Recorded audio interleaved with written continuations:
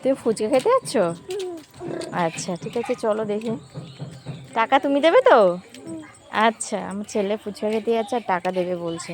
আর এই যে ফুচকাওয়ালা দাঁড়িয়ে আছে। চলো চলো চলো চলো।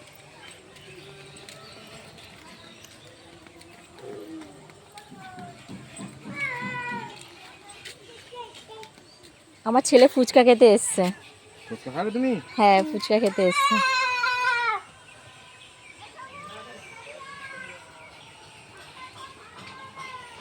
আমাদের আগে একটা ফুচকা দিয়ে দাও। শুধু হ্যাঁ, দুই ভাই দুটো হাতে দিয়ে দাও। হাত দে, হাত দে, হাত দে, এদিকে হাত দে, হাতটা দে।